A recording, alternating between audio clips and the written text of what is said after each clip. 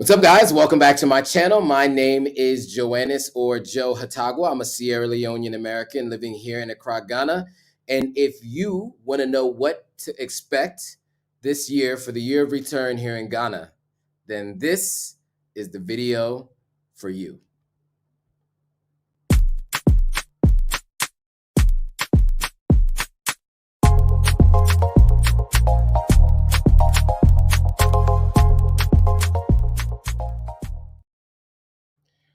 All right, cool. And we're live. We're live on Instagram. Instagram Live as always.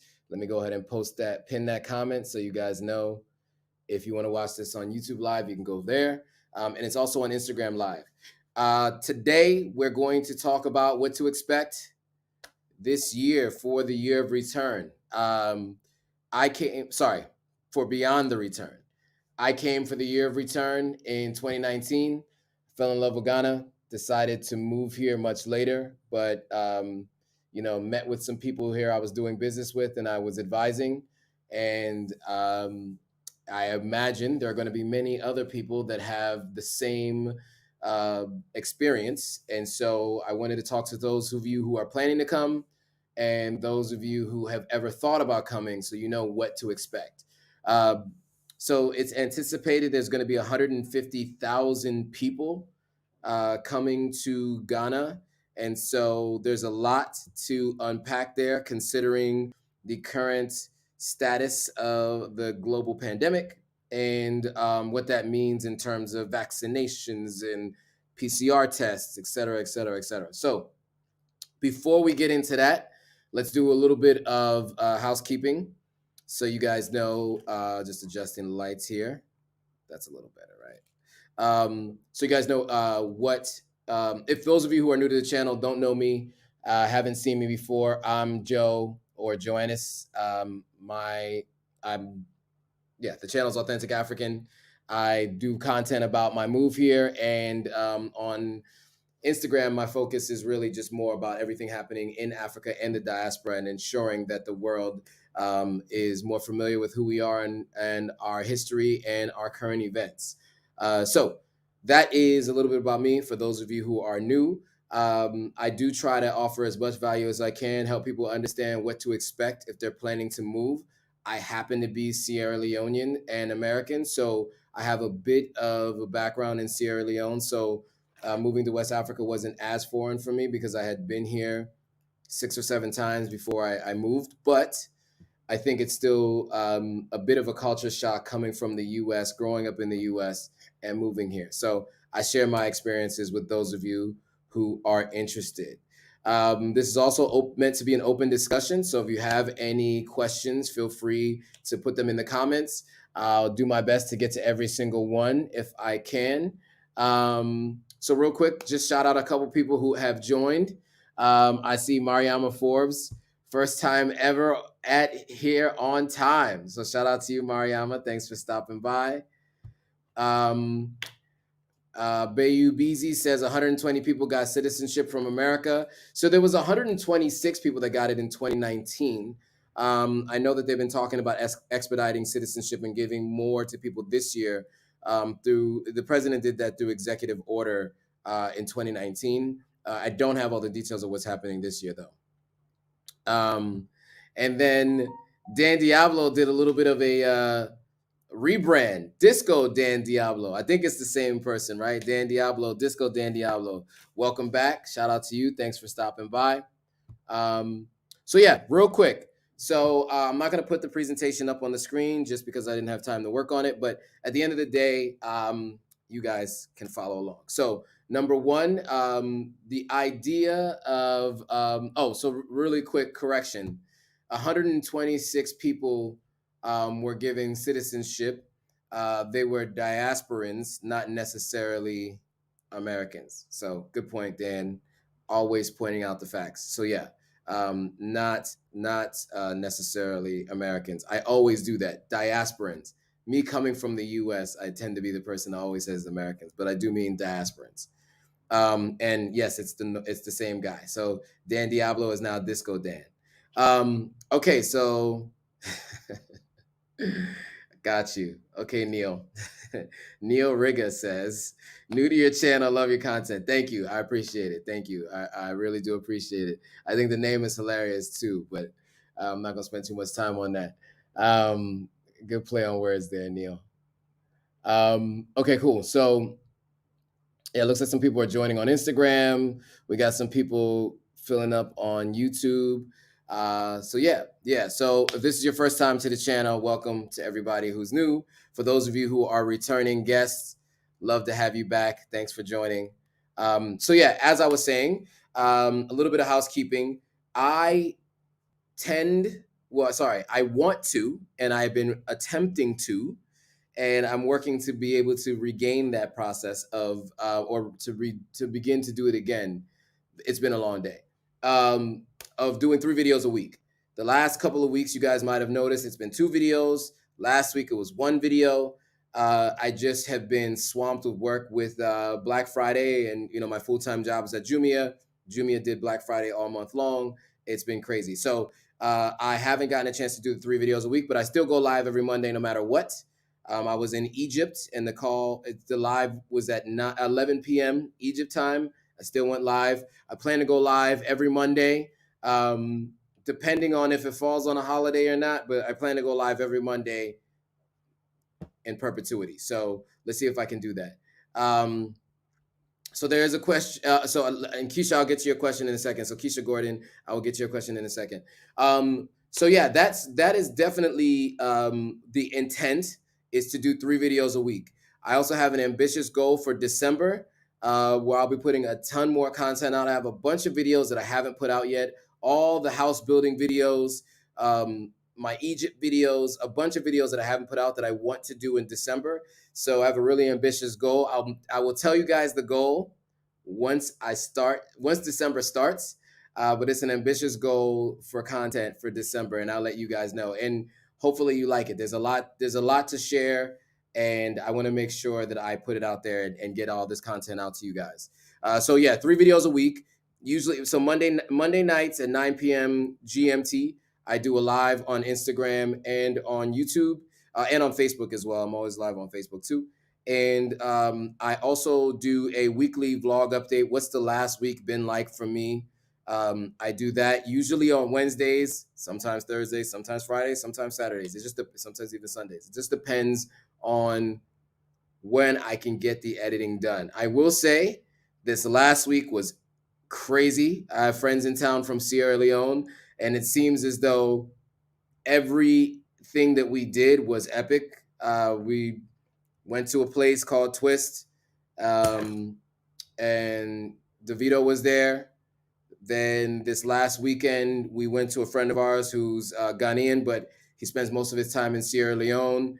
And we went to his house in a Buri, which is like an hour from here. And I got a chance to meet Maya and Miss Trudy, which was really cool, really down to earth, cool people. Didn't want to bombard them with like, can I get an interview? So I didn't interview them. Everybody's asking. I posted it on my story. We just had a real conversation, a really good conversation. There was a lot of really interesting, bright minds at the table. Really, really good conversations about where we are as a continent, a number of different things. So anyway, I will tell you guys about that in my weekly update. And then on the weekends, I tend to do a vlog type video, some experience that I've had. So for instance, going to the pyramids of Giza, going to the slave castles in Cape Coast, going to the chimpanzee sanctuary in Sierra Leone, right? These kinds of places, my experiences at these places, those are the weekend videos. So 3 videos a week is what I normally do, and that is what the content of those videos are.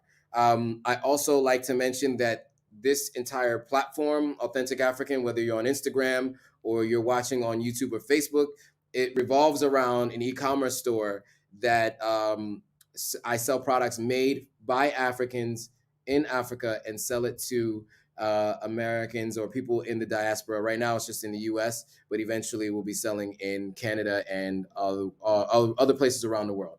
The Ghana plug is here. Shout out to you. Thanks for joining. All right, cool. So Tanisha, is it Ooh, I don't even want to mess up your last name. Tanisha, you're going to have to give me the pronunciation of your last name. But it's a first time here. Thanks for coming. There's a lot of first timers. So shout out to all of you for joining. I appreciate you guys coming. All right, cool. So let's get right into the content. I don't want to waste too much more time. I wanted to just make sure that there were at least 25 people. So we got at least 25 now across both channels. And I anticipate this one will be a little bit larger because of the content. So, okay, a couple of questions.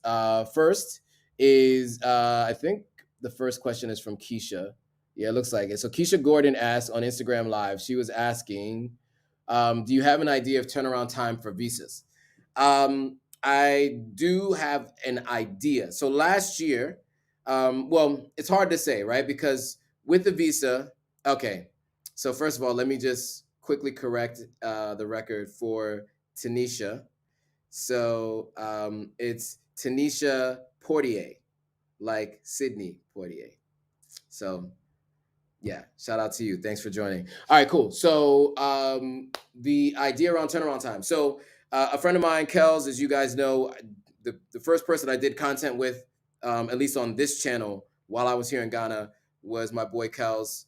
Check out his channel. He does a lot of interesting stuff. But his visa took forever, but that was also at a different time under the former administration in the United States, and it had to go through the U.S. Postal Service. And if you might remember, during the voting time, they weren't doing overtime and blah blah blah blah blah. So it was delayed severely. It took him like 3 weeks, I think 3 or 4 weeks almost, before he got his visa. I will say they are recommending, the tourism board of or the tourism authority of Ghana is recommending that you get your tourist visa before coming. I know the year I came for the year of return, people were doing visas on arrival. I don't think that they're doing that anymore. So make sure if you are coming here, if it's less than a month away, you do whatever you can to expedite the process of getting your visa. I would give yourself at least 10 business days, so at least 2 working weeks before your visa is returned to you. You know, you want to send it priority so it gets there next day. You know, government bureaucracy takes a long time. They have to do what they have to do to stamp it, give you the visa, whatever, and then to send it back to you. So if you're planning to come to Ghana, you need to put your visa, you need to put your passport in the mail tomorrow. Go online to figure out what all you need for a visa and do that. If you are a dual citizen of anywhere in West Africa, so if you have an ECOWAS passport, let me see if I can show you what it looks like. I think they come in different colors, but if you have an ECOWAS passport like this, mine says the Republic of Sierra Leone, as you can see. This allows you to travel to Ghana without a visa. So those of you who are dual citizens, that's a little bit of a stunt. Those of you guys who are dual citizens, you can travel to Ghana without a visa. So you can expedite that process and just come. I will say the other thing to keep in mind is you are required to have a negative COVID test within 72 hours of arrival. Number one. Number two, you are tested on arrival. You cannot leave the airport until you get a negative test result. So be prepared. And yes, it's the one that goes up your nose. It's like they're scratching your brain. They get up there. So be prepared for that too. It is what it is. It's part of the process. You got to deal with it. I've now done this test, I don't know, 8, 9 times at this point, every time I leave or come back into the country. So it's unpleasant, but it's required. So so that's just the basics, right? Like just that's getting here. Let me go through a little bit of what I've researched so you guys know some of the things that are happening. So you're aware if you're planning to come. So I'll tell you what, well, let me take it back. So I came for the year of return. A lot of people aren't even aware of what the year of return was about. I've talked to a bunch of people, and interestingly enough, I talked to a bunch of Ghanaians, and they were not aware of the year of return. So just real quick history. There is a place there's a dispute over where the original door of no return is. Uh-oh. Okay. Let me know if you guys are losing me if my internet goes out, because I'm having some internet issues today. It looks like I have like 1 bar of signal. So just let me know on YouTube if you guys can still hear me. And Zen says, hit that like button. Definitely hit the like button. Okay, so my experience in 2019. We came for the year of return. We actually did not plan to come for the year of return. My friends and I from Sierra Leone were just planning to just come to Ghana because we saw a bunch of people here in 2018. And so in 2019, we started the process of planning our trip, what dates we're coming, where we're staying, when we're buying our tickets, all that kind of stuff. Eventually, we found out it was the year of return. What we learned was there is a door of no return. There's more than one. There's the Elmina Castle that has a door of no return. However, so some people say that that's the original door of no return, but then there is the door of no return at Cape Coast Castle, which is the more famous of the two castles, the slave castles, what they ended up being. And there is a door of no return, meaning it was when the enslaved Africans were marched out onto the ships and taken to the West. They went through the door of no return. And so because 2019 marked the 400th year since the inception, if I'm not mistaken, of the transatlantic slave trade. The idea is it was the year of return and it was coming full circle and everybody returning. 400 or 500,000 visas were issued that year. And many of us didn't even need visas, like myself and the 6 other people who I came with. So you can imagine there were a number of us there who didn't need visas. So it was well over 500,000 people in Ghana for that. Pre-pandemic, so everybody was moving freely, not even thinking about the world the way we are now. And so the numbers seem slightly smaller, but still quite a large group of people at 150,000 this year. So when we came, we did Afro Nation. So Live Nation has a tour that they do. They're a touring company. They did Afro Nation. Burna Boy, Wizkid, DeVito, a bunch of people performed. Stonebwoy, those guys all performed at Afro Nation. That was the bigger event. That one was the one on the beach. It was a big event. It was huge. They are not having Afro Nation this year, but they are having Afrochella this year, which seems to be the one that's sort of replacing it. It's one day instead of 4 days of a festival, if I'm not mistaken. And Wizkid is the headliner. His song has been really popular over the last 5-6 months. I'm not going to sing it. You guys know it. I'm sure it's stuck in your head. It's been stuck in my head since it's come out. I think Stonebwoy, which is a Ghanaian artist, if I'm not mistaken, you guys correct me if I'm wrong, is also performing. But I've only seen those two. So, all right. So let me jump into some of the details about Beyond the Return. So that's the main thing. DeVito will be here, which, by the way, he's already here. I don't know if he's staying here through the end of December, but I definitely saw him last weekend at Twist. I was at Twist nightclub, and you guys will see that in my weekly update. But I was with a couple people. They lost their minds as if, I don't know, they lost their minds when they saw him. But yeah, he was there. But anyway, so he's here now. I don't know if he's staying through December, but yeah, he's here. So he may be here for that. So some people are just mentioning, Zen's mentioning both of these two, DeVito and Wizkid will be here in December. Zen also mentioned Essence. Yeah, there wasn't a group with Essence that came in the year of return too. A friend of mine actually was in that group. It was not Essence Fest, but I can't remember what Essence, the group they called themselves, but it was actually really interesting. That's the group that Tina Knowles was with, Beyonce's mom and all that. Boris Kojo was with that group and all of them. So we saw them at Cape Coast. Okay, so Zen is also saying DeVito left, but he'll be back. Okay, all right, cool. So let's get into this year's festivities. But real quick, Dark-Skinned Human says, hey, I'm back. Been away for weeks. How's Thanksgiving celebrated in Ghana? Okay, real quick before I get into that, there's a good question. So people were asking me about Thanksgiving, which, by the way, right before I left, I started getting more into the idea of Indigenous Peoples Day instead of Thanksgiving, just because of, Thanksgiving disguised as a feast, as my man Jay-Z once said. Yeah, I mean, obviously the lies we were told about Thanksgiving, right? So but I know Indigenous Peoples Day, I guess, is the next day, but Thanksgiving is like officially, but Thanksgiving is a Thursday, whatever. I still would do like Friendsgivings and still get together and stuff. Last year I was in Sierra Leone and I was with a bunch of expats and diasporans, and so we did like a Friendsgiving. This year I didn't do anything because in Ghana, of course, it's an American holiday, right? And it's about American tradition, Native Americans and pilgrims, at least the way it's taught. Was that they got together. But I like the idea of giving thanks though, which is what I recommend anybody do, right? Because that was one element of the Thanksgiving holiday that I really liked is when you sit around the table and everybody gives thanks. So I would definitely recommend you do that even if you don't celebrate Thanksgiving. But the food obviously is always good. I'm vegan now, so I have to eat vegan versions of most of it or just sides. But yeah. But yeah, African Excellence Movement says why celebrate Thanksgiving. Antoinette Forbes also said the same thing. Yeah, so da, da, da, da, da.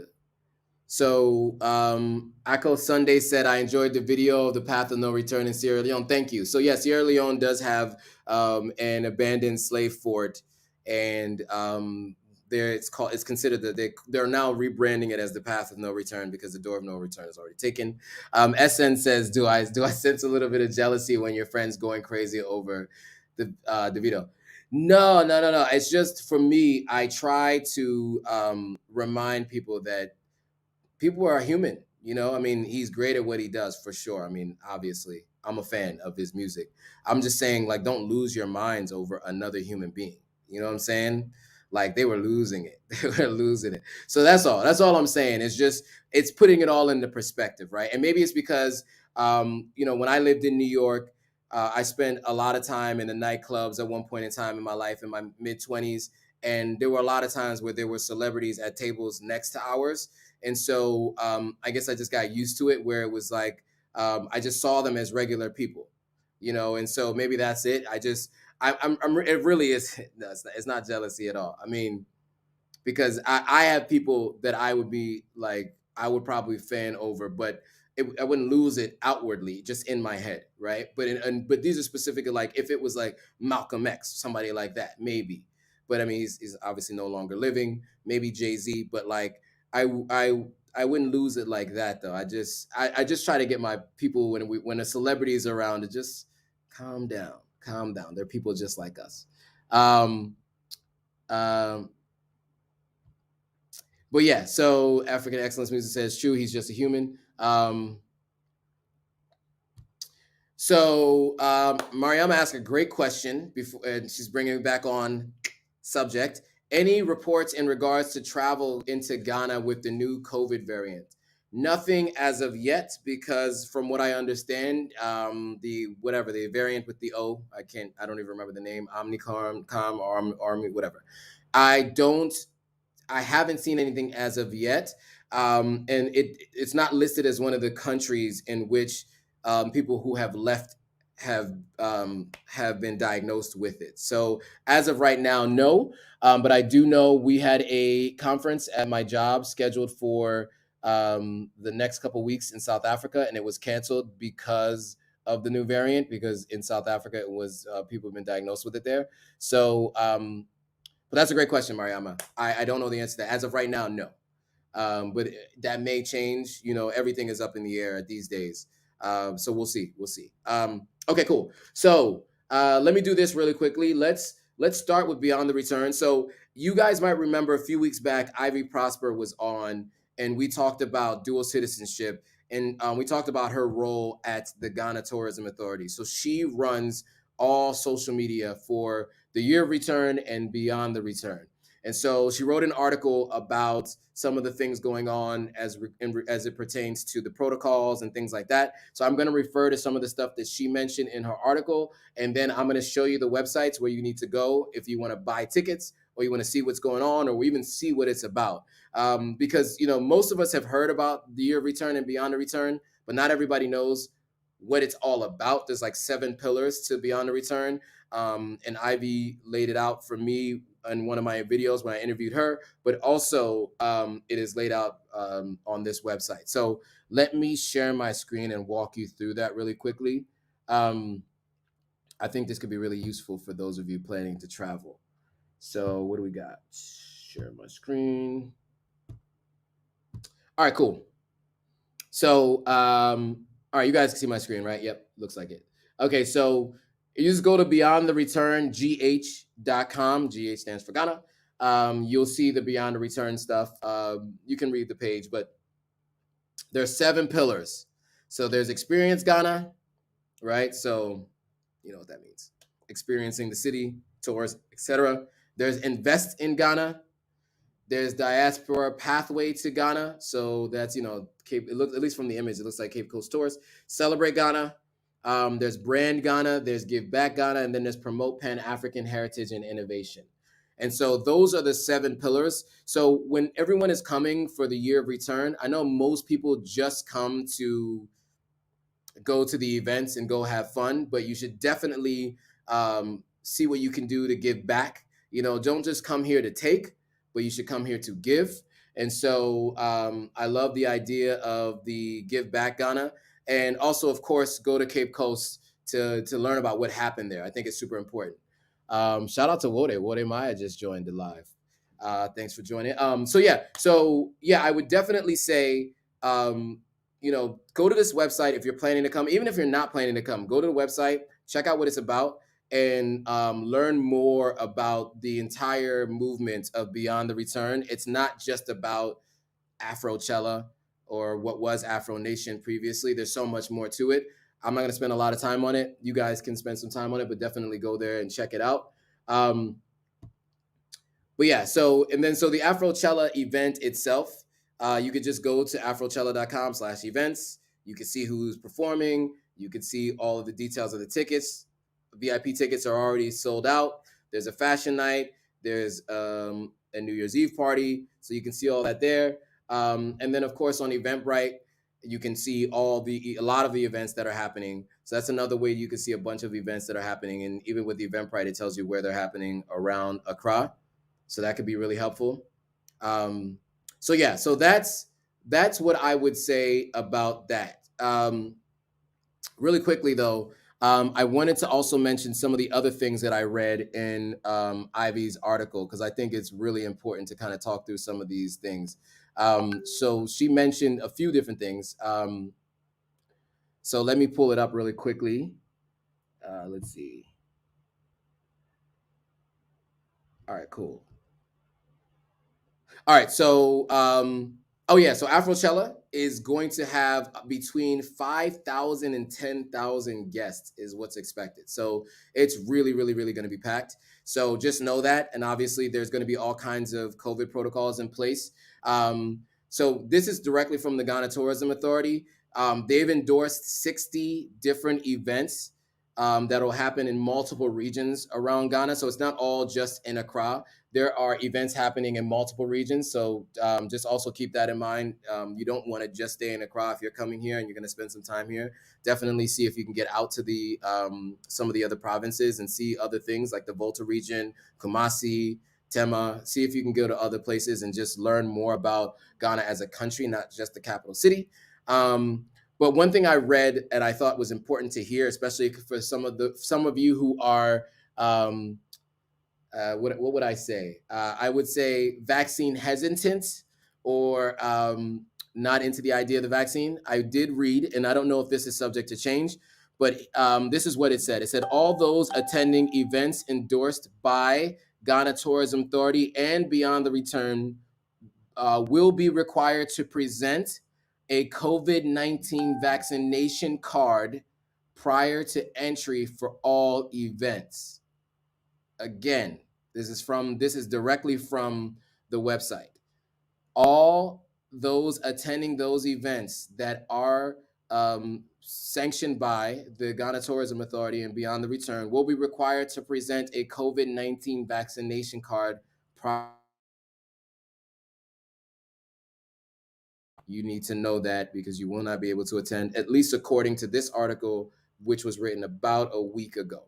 Additionally, all guests age 5 and above are required to wear masks at events but are allowed to remove them for the purpose of eating and drinking. So there will be 5 to 10,000 people at Beyond the Return.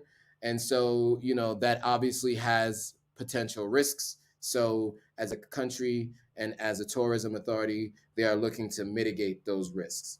Some other things about when you travel to Ghana: when you land, the Ghana Tourism Authority has these at immigration. So you can do city tours. There's all this stuff. Last time I came into the country when I was in Egypt, I went and just looked this up. But there's some interesting travel tips, like a valid passport is mandatory. They talk about visas. So ECOWAS nationals are exempt, but everybody else needs a visa. You need a yellow fever vaccination, by the way. So that's something that I think people always forget because they're so concerned about the COVID vaccination or COVID testing. You do need a yellow fever vaccination for sure. It is warm, so they give you some idea about what to wear for clothes, loose, cool clothing.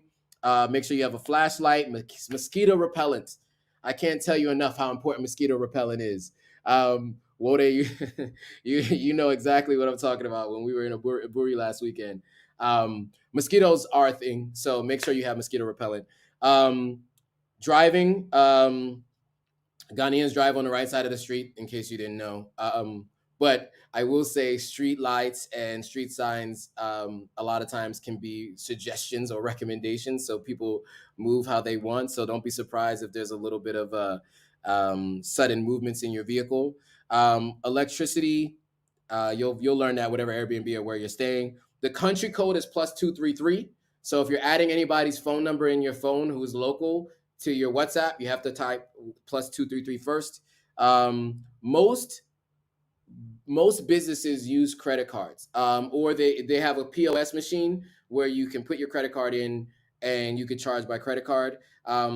There are most international credit cards are able to be used. However, I did notice that American Express cards, for those of you who might be on here who have black cards or who have American Express cards, I will say that is one card that seems to not work as much. So keep that in mind. Tipping, the quality of service should dictate your generosity.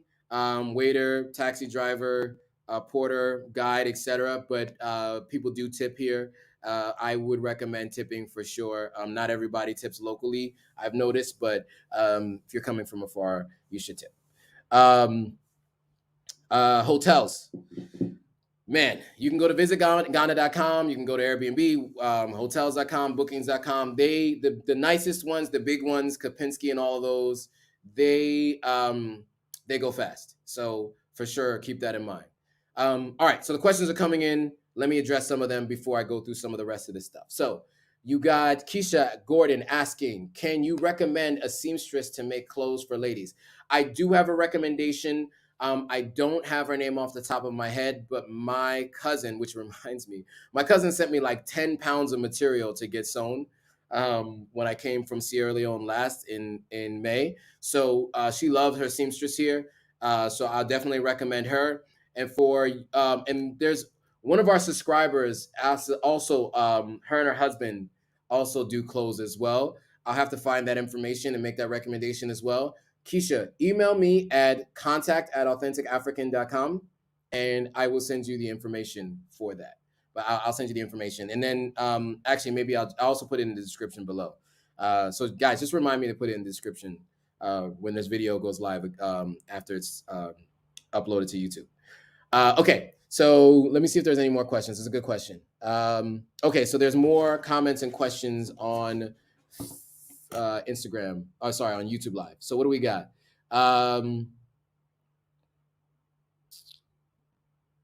Okay, so Mansa Musa says, I heard that Christmas traffic is crazy already. It is.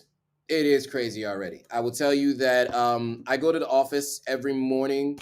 I leave the house around 7:30 to 7:40 every morning, and I usually get to the office by like 8:10, 8:15, depending on when I leave.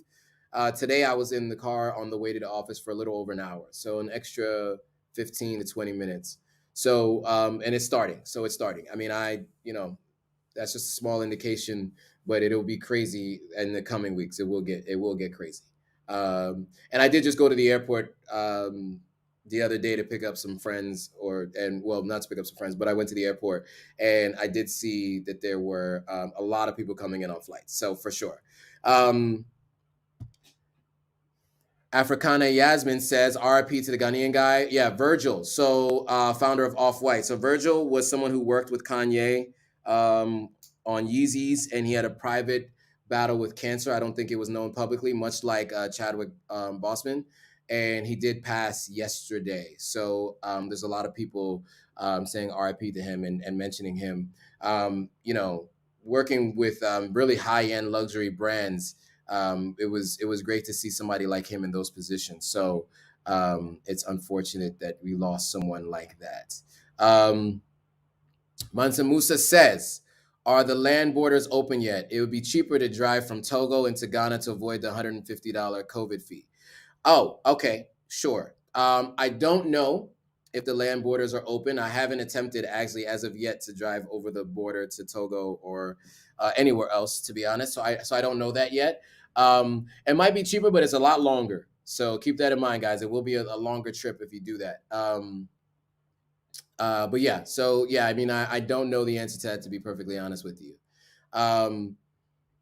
Mr. Bounce Los Angeles, shout out to you. He says, cheers. The IG didn't show that we were live. Yeah, I don't know. I don't know if I'm getting shadow banned or what. I'm noticing a lot more people. A lot of people aren't seeing my posts as often as they used to. I sometimes post controversial content on the Authentic African Instagram page, so maybe that's it. I don't know. Sometimes they shadow ban you, they don't tell you, but the algorithm hits you and people don't see it. I'm glad you made it though. Thanks for coming. Okay. Mariama Forbes says, will you be attending Afrochella? Great question. I don't know yet. I actually don't know where I will be at the time of Afrochella. I am still deciding whether or not to be in Sierra Leone going into those last couple of days of the year and into the new year, or to come back to Ghana. And maybe I'll take some recommendations from you guys. What do you guys think? So there's a lot of interesting things happening in Ghana, but there's also a lot of fun and interesting things happening in Sierra Leone. And there are going to be, this is my thought process, right? There are going to be enough people here in Ghana documenting the experience in Ghana for the year of return. How many people are going to be in Sierra Leone documenting what happens in Sierra Leone? And I think that that's really has a lot to do with my decision-making around this. Not to mention, two of my sisters and my mom will be in Sierra Leone until the 29th or the 30th. And so I do want to try to spend as much time with them as I can before leaving, since it has been, I don't know how many years since I've seen one of my sisters, and it's been over a year since I've seen the other, and over a year since I've seen my mom. So yeah, I'm not sure, but I'm thinking, as I'm talking about it out loud, I'm thinking I may actually stay in Sierra Leone through the end of the year. I'm going to Sierra Leone in the next couple of weeks. I'm still working on the ticket right now, so I'll probably be leaving in the next 2 weeks or so. But I'll be there for the month of December, most of the month, if not the entire month. Okay, cool. So Mansa Musa says, do you know any affordable places to stay in December? Well, that's a great question. Affordable places? Yeah, I mean, look, when demand goes up, prices go up, right? It's the law of supply and demand will go up because a lot of people will be here, so the prices will go up. So I would say it will be difficult to find stuff that's affordable, but it also depends on what your budget is and what you determine affordable, right? We stayed in a house that a friend of a friend owned. They had 8 bedrooms. Unfortunately, that house has now been converted to office space. It was that big, and so that is no longer available. So yeah, it's going to be tough. I am thinking about making my place available for Airbnb. However, because now I'm having more of a public profile, you guys won't know that it's my place, right? Because obviously you don't want people knowing where you live. So I'm thinking about that potentially. So if so, it would be affordable. because I'm not expecting to try to make a killing off of it, but I've thought about it. If I'm not coming back, I might rent out my place on Airbnb. But I would say just go to Airbnb and just look for prices, and try to find something that you feel is within your price range. But that would be the best thing to do. But you want to do it now. The earlier, the better, because the next couple weeks it's going to be ridiculous. Because now it's just like whatever rooms are left and whatever places are left, and you'll find some challenges there. All right, so okay, Mansa Musa says land borders are always open for the right price. Okay, so sorry, that's not Mansa Musa. That's Disco Dan says to Mansa Musa, land borders are always open for the right price. Yes, Mariama's just saying rest in peace to Virgil. Oh, Zen is talking about the discrimination against people who are not vaccinated. Yeah, I mean, look, I know this is a very controversial topic amongst a lot of people, and so I'm just going to be subjective about it, and that's it.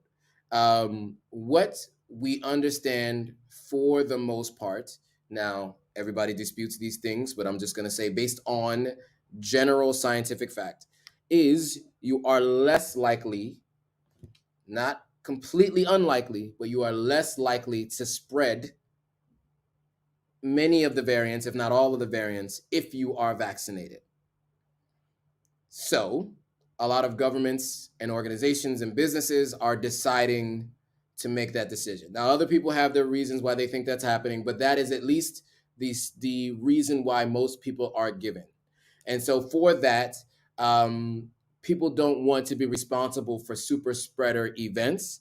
And although, as we do know, you can still pass, you can still pass you can pass it on to other people if you have it. It is less likely to be passed, and you are less likely to be hospitalized or severely hospitalized. It doesn't mean that some people aren't. Doesn't mean that it still doesn't get passed on to other people, but I'm just saying that's the general reason. So that's why people say that they do it. Okay. I'll leave it at that because I know a lot of people get very upset when you start talking about the vaccine. So I'm going to leave it at that. And that also might, well, I'm not going to talk about any more details beyond that. I'll leave it there. Okay. So Zen says you can get the yellow fever shot at the airport in Ghana for $20. Okay, did not know that, but okay, you can get it there. I got my yellow fever vaccine in 2016. Sorry, no, I didn't. I got my yellow fever vaccine in 2006 or something like that because I had to come in 2007. So I'm pretty sure I got it back then. But I think it's something that you have to get more than once, actually, because I don't think it lasts more than 10 years or something like that. But I'm not a scientist or medical doctor at all, so check that out, look that up. Emmanuel says, greetings, thank you, appreciate it. Akko Sunday says, land borders are still closed. I love the chat, always giving insight and information to everybody. Okay. Africana Jasmines says the land borders are closed with all Ghana borders. There you go. Zen's asking, how much does it cost to fly to Ghana from Ghana to Sierra Leone? Great question. We were just talking about this last weekend. So, so the flight itself, in general, is between like $200 and $300, right? But taxes add like an extra $200 or something like that. So your flight's always going to be between $400, $600, or $800 around there, depending on when you're buying.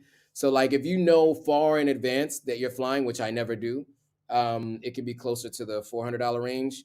If you're going to do what I'm about to do, buy a ticket and fly out in the next 2 weeks, then it's closer to like $700, $800. So yeah, it's not cheap to fly between countries in Africa. You would think it would be. It's not. It's not. We were just talking about it this weekend. Africana Yasmin says, Ghana has closed land borders with its neighbors. Okay, yes. Yeah. Zen says, what is the dopest lounge bars in Accra in your opinion? Okay. Okay, so for ambiance and not food, I like, and now it just escaped me. Wow. I'll get back to that. One place I do like, a rooftop bar. Also, for ambiance, not food, is Sun City. Sun City is an apartment building slash short-term stays. I lived there for a month, and so I was going up to the rooftop all the time. They have a rooftop pool, so it's cool during the day. It's I think that's only open to the tenants though. I'm not if I'm not really sure, but you have to check that out. But then also at night, it lights up. You have views of Accra, so it's really nice. I like that place. There's a place called Exhale Lounge. Exhale, like waiting to exhale. Exhale Lounge, really really good. I like all of it, the vibes, the music, the environment, the whole thing. Exhale Lounge is really nice. And then there's that place by the beach that if I don't remember it, it's gonna drive me crazy. So I'm gonna tell you right now as I do my Google search because it's gonna drive me crazy. And I know I'm gonna remember it as soon as I get off the live. Republic Bar. I like Republic Bar. That's not the place I was thinking about, but I like Republic Bar. So that's one place I would recommend going to for sure. A lot of people have been talking about Rehab Beach Club, which is one place that people seem to like. And the spot that I'm thinking about is right next to Rehab Beach Club, and I can't remember the name. 233 Jazz Bar and Grill is cool, but it's a little bit more of a mature crowd because it's jazz. The Polo Club Restaurant and Lounge is cool. I like the Polo Club for sure as well. And oh yes, Sandbox. I like Sandbox. So Sandbox is another place I'd recommend. All those places I am sure will be packed in December. It's just it is what it is. And yes, thank you, Vibrant Thing. Thank you for mentioning Sandbox. Yes, that was the one. Yes. All right. So Vibrant Thing said no longer have to get the yellow fever booster after 10 years. Okay, so you just get it once. You don't have to get the booster after 10 years. Okay, so that was just correcting the record on that. All right, cool. Cool. Let me go through some more questions and comments. There's a lot more coming in. All right, Jose Cruz is here. What's up, Jose? Shout out to you. Zen says 800. You could fly to Dubai for that. Yeah, true. But I don't want to go to Dubai. I want to go to Sierra Leone. But you're right, though. You could. Jose Cruz, I'm coming to stay with you at Afrochella 2022. All right. Well, let's see if I'm here for Afrochella 2022. I don't know, man. I might be in Sierra Leone for the end of the year, New Year's. We'll see. And everybody offering up Sandbox as the place that I was trying to think of. Thank you. Yes. That was where I was talking about. Okay, cool. I'm thinking I might go live with someone here in a second. Let's see if there are any more questions. You guys have any more questions for me? Thoughts, ideas? No one gave me their thoughts about whether or not I should stay in Ghana. And if you'd like to see what's happening in Ghana through the lens of me as a vlogger, or if you'd like to see what's happening in Sierra Leone through my lens. I mean, like I said, there's going to be so many people doing Ghana already, so I don't know. But what are your thoughts? Let me know in the comments. All right. What do we got?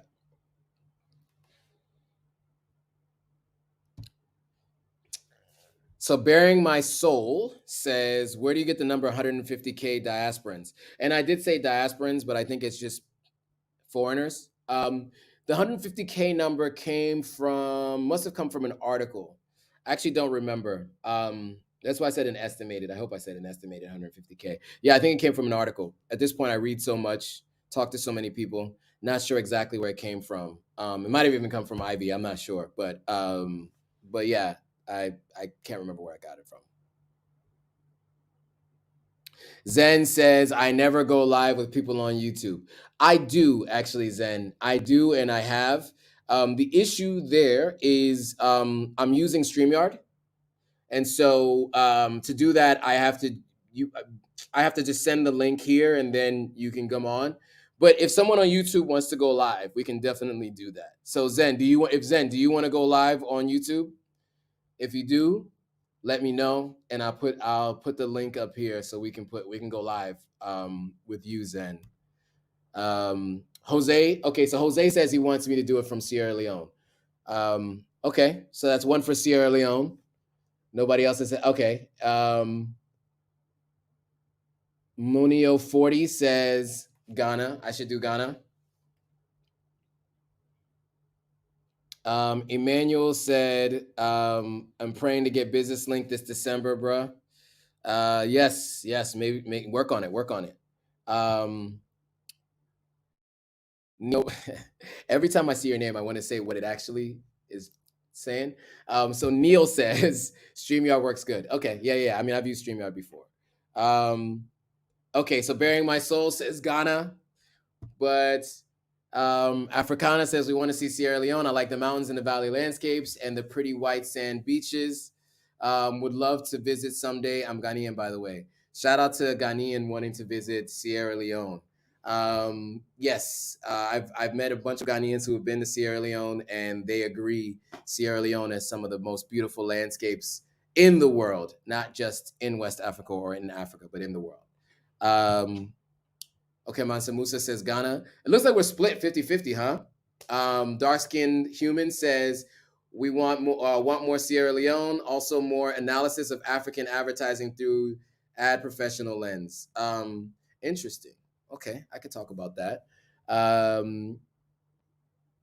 Speaking of, I feel like there was somebody who asked me something on Instagram that I didn't. Yes, Mr. Bounce Los Angeles says eventually he wants me to rate my top 10 plant-based restaurants on the continent. I can tell you right now, it's a short list. So Mahogany is my favorite so far.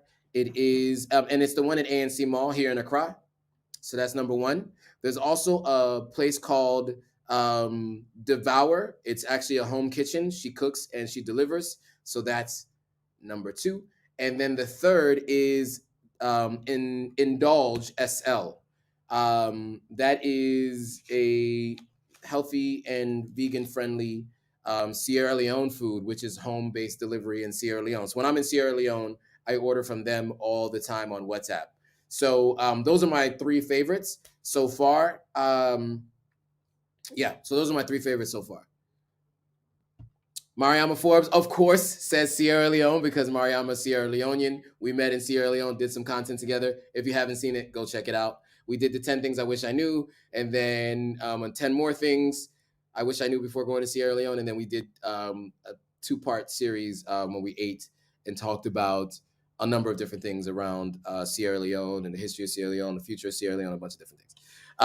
Jose Cruz is saying, I'm looking to create great things in West Africa, starting in a land that offers citizenship to their lost children, Sierra Leone. Yeah, so that's one thing I will say. Sierra Leone makes it easy to get citizenship. That's something that isn't talked about enough, and I guess maybe I should talk about it more. I, of course, have two parents that were born in Sierra Leone, and so prior to the DNA, the new DNA things that they're doing, I was able to get my dual citizenship. But African ancestry right now is in Sierra Leone working with people who are getting their citizenship. So there's a process for it. Just go to I think it's travel.sl or sl.gov.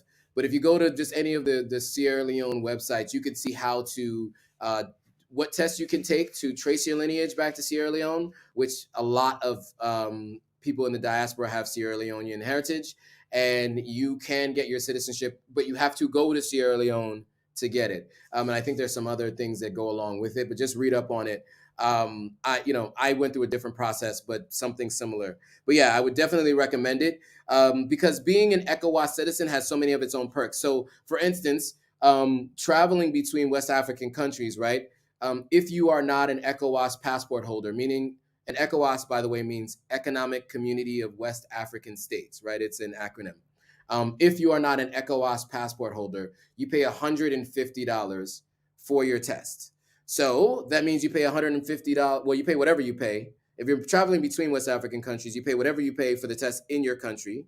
And then you pay for whatever you pay for the test when you get to the country you're going to, right? So some people, that's $300 for one flight on tests.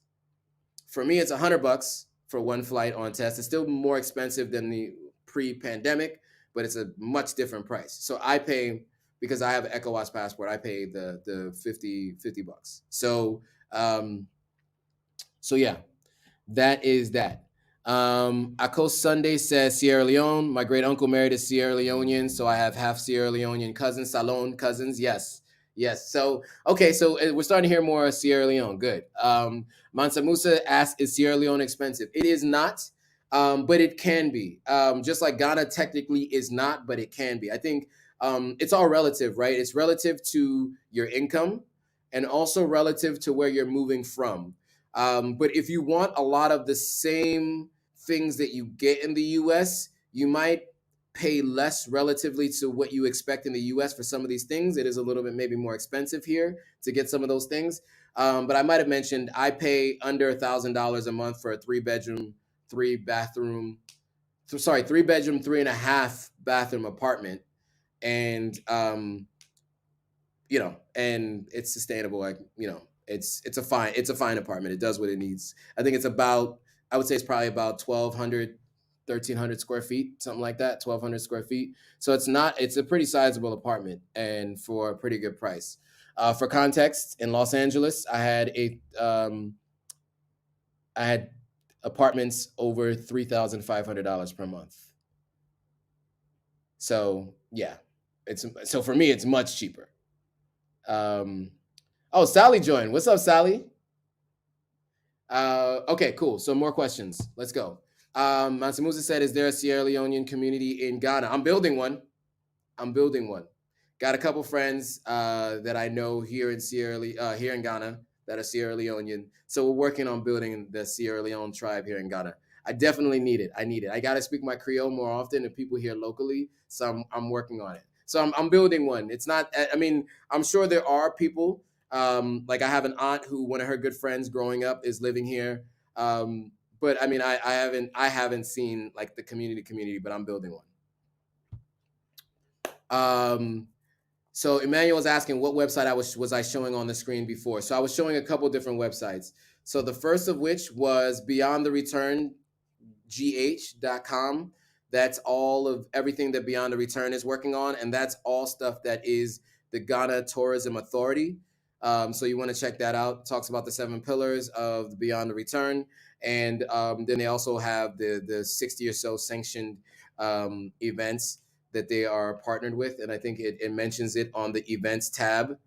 So you could just check out the events tab, and it walks through a lot of the events that are happening. I also showed the Afrochella website, which has the event tickets and everything else there. And then I also went to Eventbrite, which is a third-party website where a lot of people put their events on it, and you can find a lot of the different events there on Eventbrite. So Disco Dan Diablo says, "Can you recommend a good tour company in Salon?" I can, actually. So there's a company called Visit SL, owned by a gentleman named Bimbala. I am actually going to interview him, hopefully, next time I go to Sierra Leone. We weren't able to get the interview in the last time I was there, but Visit SL is exactly what it is. It's a tourism company, private company.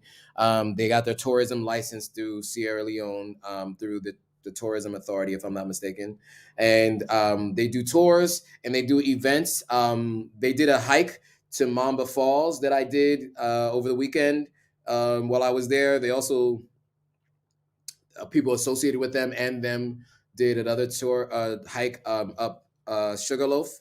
So yeah, I would definitely say Visit SL is a good tour company in Sierra Leone. Definitely check them out. And then if you're going to Sierra Leone, I would also recommend you go to the chimpanzee sanctuary. You know, it's not something that people talk about a lot, but they have a chimpanzee sanctuary there right outside of Freetown, on the way between Freetown and Regent. And the money that you spend to go in there helps to preserve it. It's not paid for by the government, so they need all the help that they can get. But Dr. Jane Goodall, the woman who was like doing sign language since the 70s with primates and stuff like that, she went. There was also a bunch of funding given by a bunch of different people throughout history. Queen of England has also given funding or recognized it, because it is an issue with the deforestation in Africa, or Sierra Leone in particular, because there was so much untouched land, and we have a great trees and wood, and so a lot of people are chopping down the timber in Sierra Leone and shipping it to other parts of Africa, and it's a big business. Um, anybody I know who does it, I try to tell them, if you're gonna chop down one, try to plant two, but they just look at me like I'm crazy. So it's happening, and deforestation is happening, and so animals are losing their habitat. So go to that chimpanzee sanctuary if you're going to Sierra Leone. Just throwing that out there. Do I have the Visit SL contact? I do. I don't know if he wants me giving out his info on public forum. So here's what I'll say. They do have an Instagram page and they do respond to their DMs. So just go to Visit SL, the Instagram page, and DM them.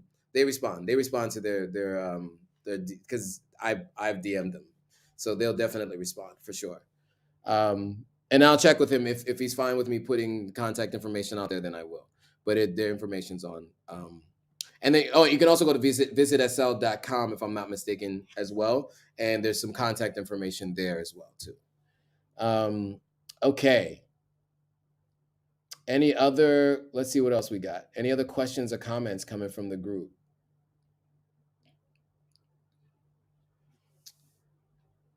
I know some people wanted to go live. Does anybody still want to go live? Let's do this experiment. Who wants to go live? You want to talk about Beyond the Return or ask your questions live? In the meantime, let me speak to Dark Skinned Human about her comments about advertising in Africa. So specifically, what my experience has been. So yeah, let me tell you what my experience has been. So I've now worked with L'Oreal, Nivea, Belacqua, as I mentioned on a call the other day. We closed them. Red Bull is advertising here. Pernod Ricard, which is an alcohol company. They own Jameson and Absolute. And Diageo. Did I mention Diageo? I don't know if I mentioned Diageo, but Diageo as well is one of our bigger clients. And so, yeah, I mean, it's been a challenge to get some of these local advertisers or the local representative for these national brands to want to spend money on digital advertising beyond spending money on social media.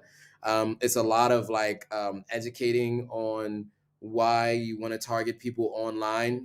Believe it or not, it is a little bit of a tall task to be able to get people to want to invest in digital advertising. It was much like that when I first started in this space 14 years ago. That was the same kind of conversations we were having back then. People were used to spending money on TV and radio and billboards, and they couldn't understand why they want to advertise on digital. And so that was a big challenge for me then, and it's a challenge for me here now. But yeah, so I do work with some of those guys. What I see a lot of is sports betting companies. They are spending a lot of advertising money everywhere. There are local brands as well, or brands that are well known locally, like Wilmar, which does rice. They have Fortune Rice and they have Fritol Oil, which are really popular here in Ghana. So yeah, so there are local and internationals advertisers here. But yeah, I mean, they have local representatives who tend to kind of move the way most of the local companies do. Happy to do another conversation another time. I don't know how much people care about that kind of stuff, so I don't want to spend too much time on that. But that is my day job. That's what I do. I spend hours of my day talking to people about advertising on Jumia as the head of advertising for Jumia. So happy to speak to that if you guys really want me to do like a topic, like a live about that in particular. I give you my thoughts on what I think. Yeah. Oh, Cali Cow, shout out to you for joining. What's going on? What's up? All right, cool. So there's more comments and questions coming in. Let's see. Akos Sunday says, yes, just discovered that Sierra Leone is home to about 600 species of birds. I find Freetown's hilly landscape so beautiful and fascinating. Is it like that throughout Sierra Leone? It is. So the name Sierra Leone is a Portuguese name. The Portuguese named the country, and it means like mountain lions. I don't know where the lions came from. I really don't remember that part, but mountains, yes. for sure. It's very mountainous, really, really nice landscapes, a lot of untouched land. Like if you're driving from Freetown to Bow or Kenema, you can just drive for like miles where it's just open grassland, which is really, really cool. Ripe for at least farming, for sure. Um, so Jose was asking about Shea Moisture as an advertiser. Haven't worked with them as of yet, but that's a good point. I do know someone who used to work with them as a client when she used to work for VaynerMedia, Gary Vaynerchuk's advertising agency. So that's a good point. I'll actually reach out to her to see if they have a West African content. That's a contact. That's an interesting one. Yeah, for sure. All right. Kalikov is asking. Yes, Kalikov says, "Can I ask a question?" Go for it. Ask away. Ask your questions. Um, okay, cool. Let me see if there's anything I might have missed. Okay, so Calicow says that he can. I think he's asking if he can tell if the land is untouched when he looks at Google Maps. Are you saying you can't tell, or you say maybe you're saying you can't tell it's untouched? Yeah, I mean, Google. I don't know if you look at Google Maps, but like the capital city is pretty densely populated, right? A lot of people were leaving the provinces and coming into the city during the war, pre-war. I mean, during the war and post-war. Um, just because that's where most of the opportunity was, and a lot of the guerrillas and the rebels and whatnot were in the outer provinces. So yeah, so that was one thing for sure. I like what Jose Cruz said. We are the lions because of the whole Sierra Leone mountain lions thing. So yeah, but yeah, Cali Cal, what is that? Was that your question? If you'll be able to tell from Google Maps, I don't know if you'll be able to tell from Google Maps, but I can tell you from being on the ground when you're driving around, you for sure can see it. For sure, for sure. All right, guys, we're at an hour and six. Oh, okay. Here we go. See, this is why I like doing these lives. There's always good information. So ACO says, or AKO says, origin of name of Sierra Leone is Lion Mountain. The mountains of the country are reminiscent of lions. Okay. I guess that's where that came from. If you ever look at the Sierra Leone crest, it's two lions on the side, and then there's a couple things in the inside of the shield in the middle. All right, cool. All right. Any more questions or comments, thoughts about Beyond the Return? Um, okay, so Dark Skinned Human says, how do cultural differences affect the pitch and messaging? For example, in the West, selling faster, time saving, quick results are valued. Africa has different values surrounding time. Are you in advertising? You have very very specific details that only somebody in advertising would know. If you are, we should definitely talk because we need more people with that skill set here. So to answer your question though, yeah, I mean messaging is different. Well, first of all, number one, you're just it's a different. People are culturally different here, right, than what I'm used to, and so I also have to keep in mind. How I approach my communication, right? Um, but yeah, I mean, for the most part, I think the main thing with Jumia, since it's an e-commerce store, is that people who are sellers of their products on Jumia want to know that if they're advertising, the products are going to sell more, of course, and they want to be able to trace how much they spend with how much it sells. So that's the bottom line when it comes down to. And so it's my job to figure out how to get that number to a place that they want, because I don't want to over promise and under deliver. I want to do the opposite. I want to under promise and over deliver. Therefore, I am very conservative with what I expect the results to be from their advertising. And then I let the results speak for themselves. But in terms of the value proposition, it really more is along the lines of targeting people in a lean forward environment. They're about to make a purchase. And so when you're about to make a purchase, you have the purchasing mindset. So it's best to see a brand or a new brand when you're already planning to make a purchase. It just makes more sense. And so in general, that's the general conversation I have. I would say if you're already doing social media, continue doing social media, but you need to add e-commerce as part of your marketing mix. not to get too far off topic for everybody who's on here, but just to answer dark skin human. If you want to know, that's what my pitch sounds like. I don't know what it sounds like to the general public. I've never actually talked about my pitch and how I pitch people, but that's usually how the conversation goes. But I'm not really like a salesy person. It's more of just a conversation, and just helping people understand why it makes sense to do it. Like I wouldn't have taken this job if I didn't think it made sense. You know. Okay. So looks like we're losing people on that topic. So let me stick to the topic. Well, Jose has another question about this. Okay. When will Jumia products be available to be purchased and shipped to the United States? We just had this conversation with a senior level executive in Ghana last week. And I will tell you that it's not it's a publicly traded company. I don't know if this stuff is public. I will say this. One thing that we are focused on, or that Jumia is focused on, is delivering products in Africa to Africans. That is their main focus. And I don't think that that focus is changing anytime soon. I have to be very careful because I don't know what's proprietary and what's not. And, you know, it's a publicly traded company, so there's certain data we're not allowed to share. And this is a public profile or a public and a video that'll live in perpetuity. So I just have to be careful with what I say. But just know that their focus is delivering products to Africans in Africa across the 11 different regions. That's the main focus right now. And I just don't know if that's changing anytime soon. That's the best that I can do with that answer. I hope that answers your question, Jose.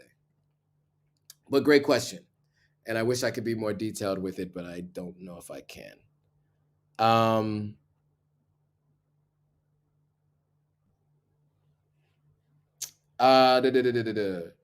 So Cali Cal, Cali Cal says, who thinks outsiders should partake in African liberation?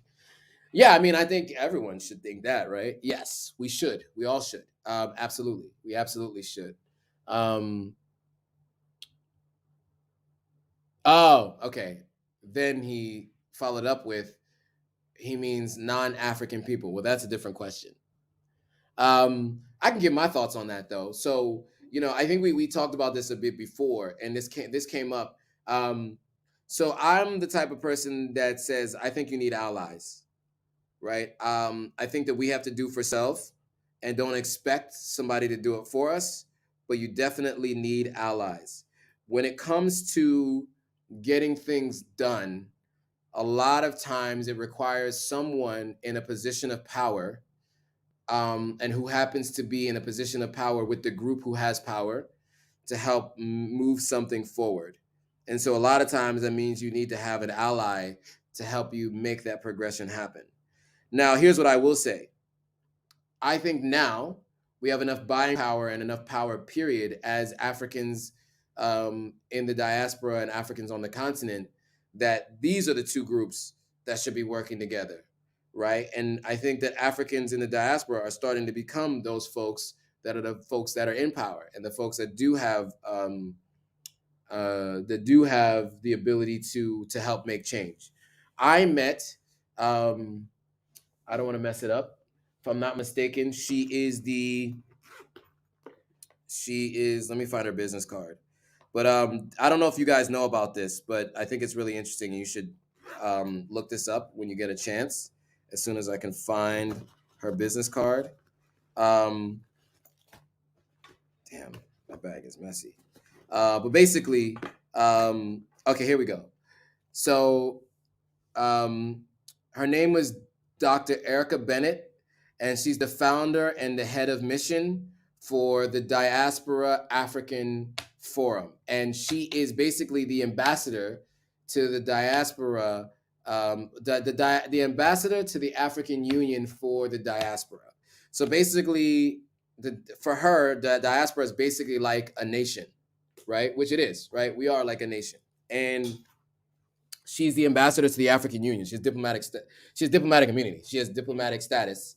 And the Diaspora African Forum is what she heads up and what she runs. And it's at the address, of course, is at the W.E.B. Du Bois Center, which I love, in Accra here, and we had a great conversation yesterday about what she's been working on. She's been working for 20 years to build this thing, and now it's recognized by the African Union. And so it's organizations like that, I think, that are really, really important for the advancement of the continent and liberating our people, as you said. And so I would say look up the Diaspora African Forum. Let me see if I could show you it without showing her name. So the Diaspora African Forum, if you guys could see that there, right? Oh, it's backwards on the Instagram live. But anyway, check it out. Definitely go to the website, see what you can find. It's diasporaafricanforum.org. I hope to be doing some work with them, some consulting or volunteering, even just on how they boost their digital presence.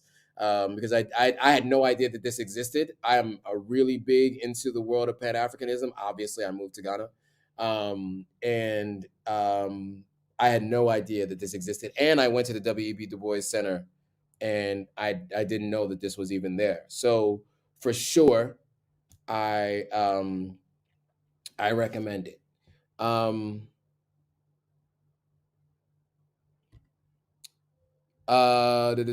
Barbados is becoming the newest republic tonight. Shout out to them. Are you saying that Barbados is separating? Oh, it's no longer going to be part of like another country? Because I don't even know. Is Barbados a is it a territory? Is it like a British territory or something? I don't know. But if it is, and it's becoming a new republic tonight, shout out to them. That's awesome. Jose Cruz says, "Is this Adida or ADDL? Oh, ADDL. Sorry, ADDI or I guess that's ADDI. I actually don't know what they are. Jose, can you tell us who ADDI is? Because I definitely want to tell people to look out for them." Disco Dan Diablo says, "How can we liberate our people when a lot of our people are marrying and procreating with non-African people?" Yes, some are, but not the large majority, right? So we can still liberate our people even though that's happening. Two things can be true, right? That can be the case, right? And we can also still liberate our people, right? I don't think that one has to stop the other from happening, right? Romeo says yes, which I guess that means, I guess that's speaking to, okay, yeah, there we go. Mansa Musa says Barbados is removing the Queen of England as head of state. Yeah, that's huge. That's huge. It's about time. It's about time. I love to hear that. I just hope that they'll be able to continue to thrive and advance when this happens. Kali Calv says, "I want to get there without having to be vaccinated." Kali Calv, you can come to Ghana without having to be vaccinated for the COVID-19 vaccine. However, you do have to have a yellow fever vaccine. So this is the discussion and the interesting thing that's happening out there in the world now, right? There are many countries that require different vaccines to be able to travel to them previously. I have taken many vaccines prior to going vegan and changing what I put in my body. And so for me, I had no issue taking the yellow fever vaccine back when I did. Other vaccines, I just give it time to see how it bores out and what options are available before taking them. But yeah, but I mean, that is the case, unfortunately. Some of the events will require a vaccine for COVID. However, many will not. But you will require a negative PCR test, excuse me, to arrive in Ghana. Okay, and then Sade Jones says you can get an exemption from the yellow fever vaccine. Interesting. I was not aware of that.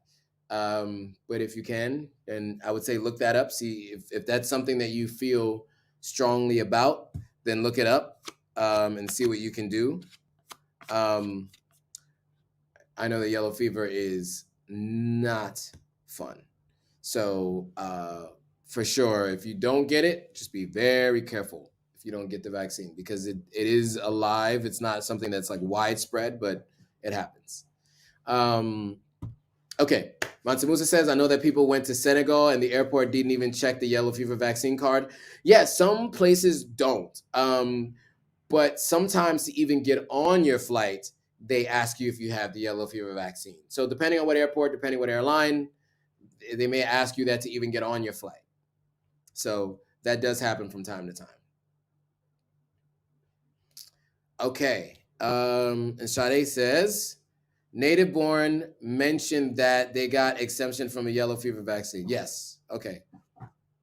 Native born. I didn't even see that. So native born. Oh, native born. That you mean like in another video? Okay. Okay. Cool. Cool. So there you go. And I guess native born mentioned it in their video. So I guess look up that video and find out how they did that. I'm not aware of that, so I don't want to mislead anyone. But yeah. Okay. Cool. All right, guys. We're at an hour and 21 minutes.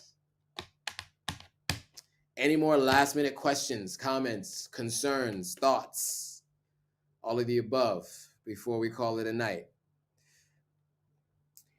You know what I'm going to do? One of these days, I have to find somebody to do it. I'm going to give you like the full, like start to finish day in the life for me. And I'm going to do a Monday so you can see what the day is like. Have them follow me to the office, like from start to finish, waking up, what I eat for breakfast, all of that, like what my housekeeper makes for me, with the note that I leave my housekeeper for today's work.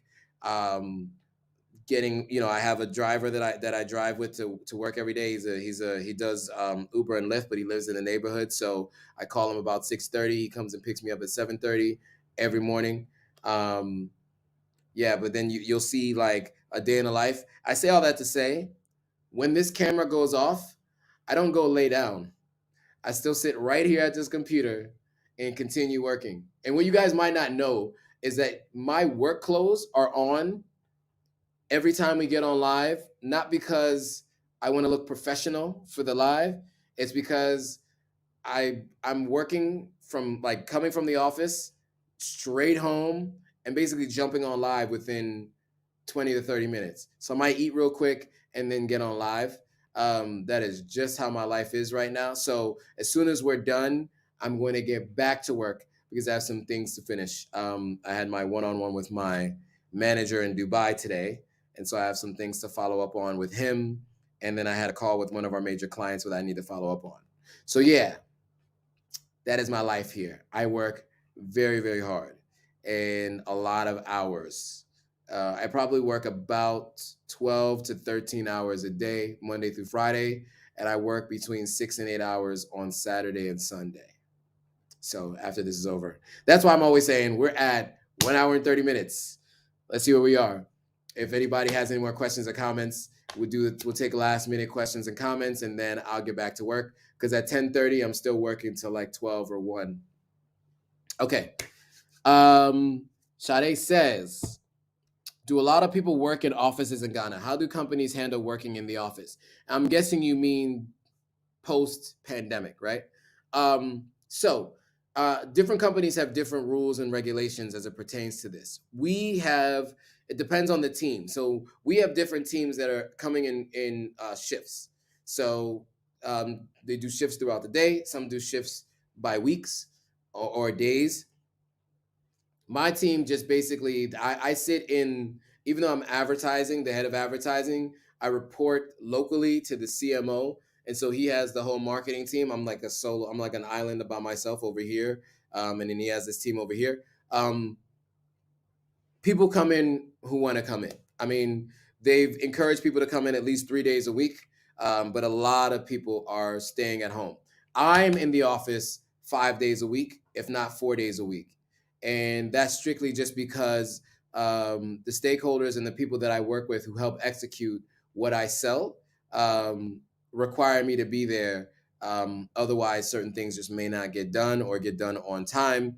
And so I spend a lot of time just following up with people individually at the office. And it's easier to just do that right after a call, like, hey, how are we feeling about this? What do we need to do? Boom, boom, boom, boom, boom. Can you send that to me? Versus calling them or sending them a G chat message and getting a response 3 hours later. It's more instantaneous. So yeah, when I go to Sierra Leone for the rest of December, I'm not gonna get that. But yeah, so I think all companies are a little different. Ours has kind of a process where we're letting it up to some people's discretion, um, but we're required to wear masks in the office. Some people just outright ignore it. Other people do wear their masks. I'm one of those people that wear my mask. Um, but yeah, I'm just now used to wearing a mask 8 hours a day plus. Good question. Disco Dan Diablo says, does Jumia pay you in dollars or CDs? They pay me in CDs. Jumia pays me in CDs. We are a local, so just yeah, I guess this part is public. So with Jumia, each of the countries have their own like infrastructure, and so it's the Jumia group, which is kind of like the umbrella company, and then each country technically has its own like local entity, like business entity, and so Ghana has its own, and I am paid by the local Ghana entity technically, and so they pay me in Ghana cedis. Good question. But yes, that's how it works. All right. Any more questions? Let me check the Instagram live to see if I missed anything. Okay. Cali Cow says he'd take a vaccine if we develop our own. Any other questions? Dark Skin Human says, love you, Joe. You rock. Hugs. Thank you. Thank you. Thank you. Brown Helen says, hi, Joe. Hey, I guess it's Helen Brown, right? Hey, Helen. Shout out to you. Any more questions before we call it a night? Oh, I'm a little tired and I got about 4 hours left to go. So I'm gonna be up at. I'm probably gonna wake up at 4:45 tomorrow. I woke up at 4 a.m. this morning to start my day. That's what time my day starts. All right, no more questions, guys. Here's a good one. Disco Dan Diablo says, have you had to pay a bribe at a police checkpoint yet? No, I have not. Not in Sierra Leone, not in Ghana. Not for lack of trying, though. I just don't do it. So I would say the difference between the two, when I was in Sierra Leone and when I'm in Sierra Leone, sometimes they can be a little bit more forward about it, right? And in Ghana, I've seen a version of it. It's a little more subtle. But in either case, no, I have not. Now, have I had to pay because I might have had a little bit of cannabis in my bag and I forgot to take it out my bag and they did a shakedown, put handcuffs on me and whatnot? Yes. Yes, I have.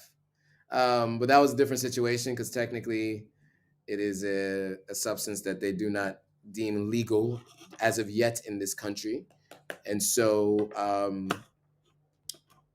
yes, I had been shaken. I did a shakedown. They did a shakedown of me. Handcuffs, drove me around for like 30 minutes, did the whole, we'll lock you up, blah, blah, blah, blah, blah. I basically just went to, okay, what do we need? What do we need to do? What do you need from me? How much is it going to take for you to drop me off back home so we can go about our nights? I had a friend in town. She had just come into town that night. We were on the way back from the airport to my apartment. I had just moved into the apartment, this apartment here. And it was a police checkpoint. They were checking for weapons. They found small amounts of cannabis, enough for personal consumption, and they decided to put handcuffs on me, and I had to pay a bribe to go home. How much is that bribe, you might say? Well, folks, I had like $200 in my pocket because I was buying furniture, and one of the pieces of furniture I wanted to buy, I decided against buying it, so I had the cash, and so they got $200 out of me. Apparently, it's only supposed to be like $10, but I ended up spending like $200 worth, which is over like, sorry, not 200, because it was 900 Ghana cedis. 900 divided by 6. I don't do math in public, but you guys know that number. So yeah. Sade Jones says you are working so hard. I do work hard. Yes, I do. I work a lot of hours. But anybody who's achieved the results that I want to achieve have worked just as hard or harder. So I know I'm on the right path. And I've always had this work ethic, which is why I've been able to navigate through the career world in a way that people seem to think is easy, which is not. But it's just because I'm willing to do what others won't. I do now what others won't, so I can have later what others can't. Can stew on that one for a little bit. Aqua Sunday said, "Good for you." Disco Dan Diablo says they caught you with that ooh wee. Yes, they did. Yes, they did. And Mansa Musa says, "Banged Up Abroad." Yeah. You know that show, Locked Up Abroad? I was thinking about that a little bit. There's that show, I think it's on the Learning Channel, TLC, or Discovery maybe, where they have that show, Locked Up Abroad, where people get a jail abroad. I thought about that for a second, but I knew that wasn't going to be the case. I knew what they wanted. This isn't my first rodeo. I knew that they just wanted cash. Unfortunately, they had seen how much I had, and I was trying to use that time to decide how I was going to say, I can't give you everything I have in my pocket, but they had seen how much I had. They wanted to take me to an ATM and ask me to take cash out because they said it wasn't enough. I was like, come on, bro. That's not happening. We're not going to an ATM. I'm going to give you what I have. It's all I have.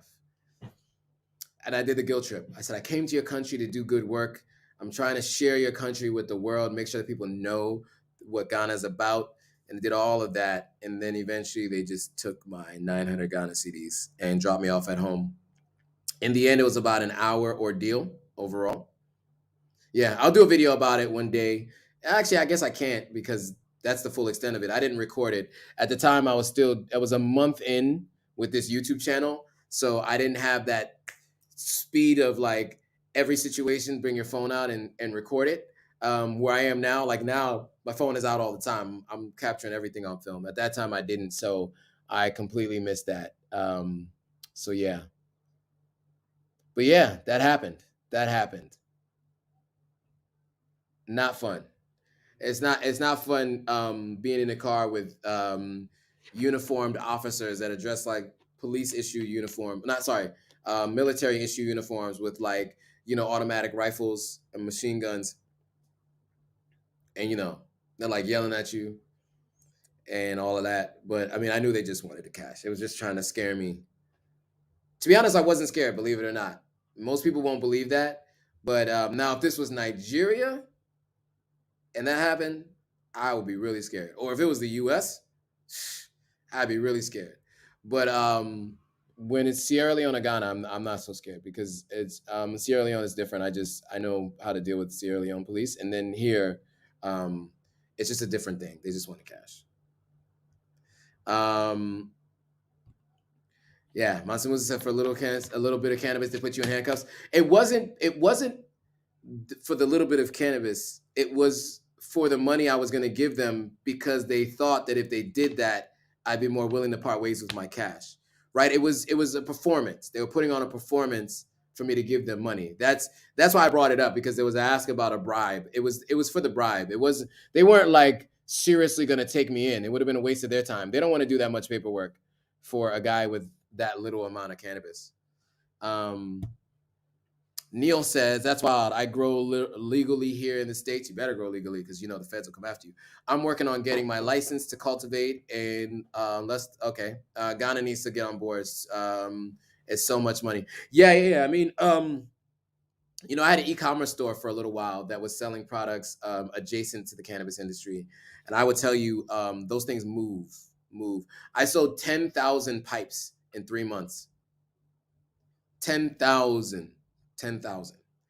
And I had a $5 a day ad budget that grew on Facebook, and basically they were pipes that looked like bullets. You know, like they were bullets. You screw off the bottom, and anyway, 10,000 of them I sold for 99 cents each. And so you can do the math. So yeah, 3 months, 10,000 of them I sold. And I would tell you that when it comes to cannabis, it's the gold rush. And so just a little bit of advice for anybody who's interested in that industry. I know there's a little off topic, so bear with me, but just insight because I did a lot of research during that time. Um, the gold rush. 60% of the revenue generated during the gold rush, sorry, 80% total, but 60% was people selling sifters, shovels, wheelbarrows, right? Because not everybody's going to strike it rich with gold, but everybody needs tools to dig for that gold. So, if you are thinking about getting in the cannabis industry, not everybody's going to make money in cannabis. However, everybody needs a consultant to figure out how to get a license, to figure out how to open a dispensary, to figure out how to hire employees, right? So, if you're thinking about getting into that industry, my recommendation to you is to be like the people who made a fortune during the gold rush and offer adjacent products and services to those people who are digging for gold. That is my little golden nugget for the day. Um, um, Echo said, shaking my head, new IGP is gonna get them. I don't know what that means. But yes. There's just more comments about the ganja stuff. Neil says, I manufacture vapes. Can we talk? Cannabis vapes. We can talk. I shut down that e-commerce store. I'm gonna just say that really quickly. So I'm happy to talk about this another time. But I shut down that store because I was running ads on Facebook. And since cannabis is still a federally controlled substance in the United States, it's a Schedule 1 substance, meaning it's on the same level of heroin. Crazy, believe it or not. The United States government recognizes cannabis at the same level as heroin. Yes, I said that right. Cocaine is a Schedule 2 substance, and the next is like Tylenol in Schedule 3. So just to keep it all in perspective, guys. There's many reasons for it. I'm not going to get into it here because this is not about cannabis, but I was a cannabis activist. Now I'm just a cannabis consumer. But the thing is that I shut down. Facebook shut my ads down. So that's the only reason why I made 10K in 3 months, and it's not more months after that, is because Facebook shut my ads down. I stopped running ads. So I don't know what it could have been, but if I did 10K in 3 months, you can imagine what I would have done by now. But you know what? I'm glad it happened because once they did, I wanted to keep an e-commerce store open, and I wanted to start an e-commerce store that was never going to be shut down by Facebook. And that was part of the impotence for starting Authentic African. So we wouldn't even be here today in this capacity had Facebook not shut down my cannabis ads or my ads for my e-commerce store that sold cannabis adjacent products. So quick story there. Okay. All right, guys. We are at an hour and 38 minutes. Last questions before we call it a night. Any more questions, comments? Anything else before we call it a night and I get back to work and you guys move on with your days?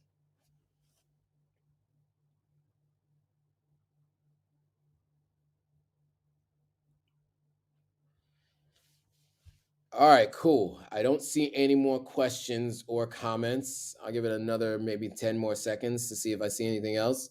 But let's bring this thing to a close. So thanks guys for joining. I really appreciate it as always. Hopefully you found this insightful, helpful.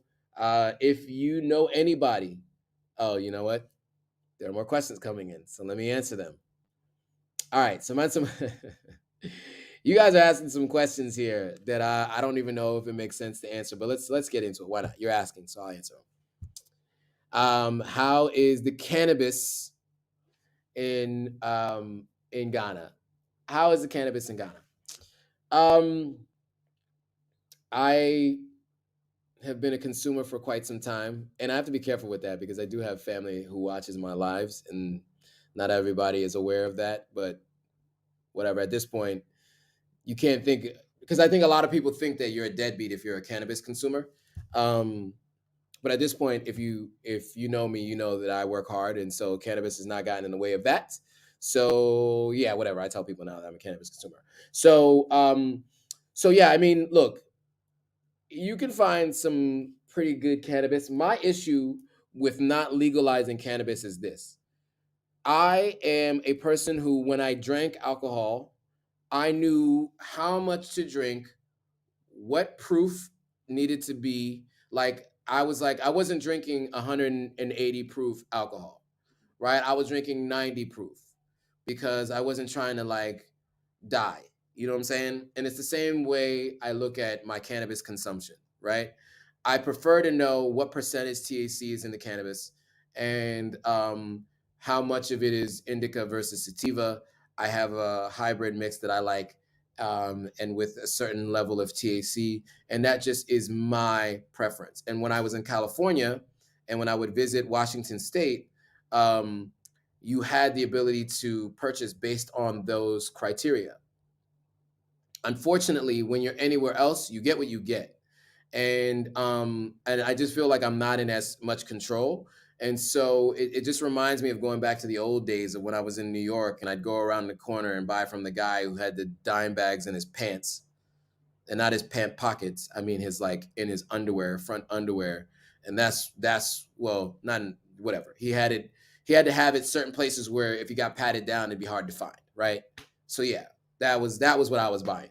So to go from that to go to California and Washington State and how it evolved and it was recreationally legal. And in Vegas as well. I went to a dispensary in Vegas as well. It was recreationally legal there. You know, to go from that back to New York and to Ghana, that's my thing. Is like I'd like to have that. I just don't like that. So yeah. Um, Question from Disco Dan Diablo: is your lady going to SL with you or Afrochella? She may not be going to either, to be honest with you. And it's the young lady I'm dating. I mentioned that before to the group that I am dating. As No, she is not in the country right now. She's in Nigeria, and she is planning to stay there until the new year. So, no, she will not be coming. Um, Neil says all my manufacturing is in China, and the U.S. has stopped shipping. Yeah, that's a tough one. I was also ordering from China, but there are some distributors. But you'd have to be buying pre-made stuff, and it's going to be more expensive. But there are some distributors and wholesalers in the U.S., in California in particular, obviously. Um, so I can't remember the name of the company I was using. There's a couple, but there's a couple people who wholesale like all the products that you know. I had Cheech and Chong bongs. I mean, I had everything. Not to get too far off topic.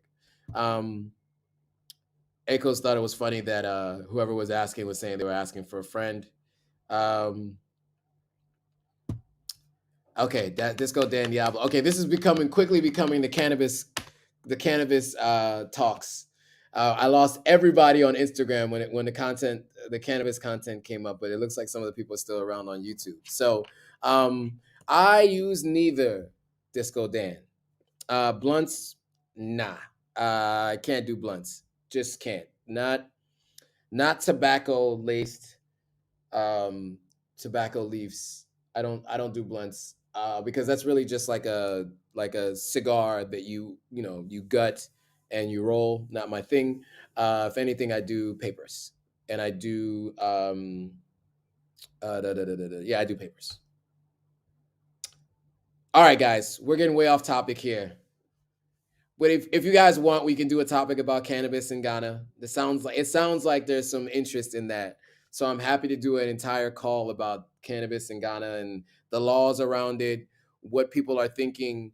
Yeah, I'd be happy to do one of those so that if you decide you want to be a part of that discussion, you can come on for that. If you don't, you don't have to join it.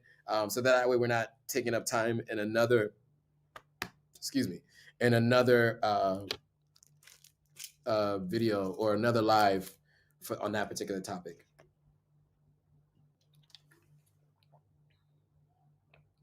Whew. All right, guys, I'm exhausted. I got to get back to work. Thank you all for joining. I really appreciate it as always. And as always, share it with anybody you know who's planning to move or planning to visit. Hopefully, you guys found this insightful. And I want to make sure that you pass this on to anyone. All right, one last question from Dan Diablo, and then we'll call it a night. What is my munchies of choice? Mangoes. I eat fruits now. When I am consuming cannabis, I am eating mostly mangoes, apples, and bananas when as my munchies of choice. All right, guys. Thanks for joining once again. Share this with anybody you know who's planning to visit or planning to move. And on that note, I want to thank you all again for joining. And I will see you all. Oh, wait. Like, comment, subscribe as well. And make sure you share it with anybody you know. All right, guys. Thanks for watching. And I'll see you all on the next video.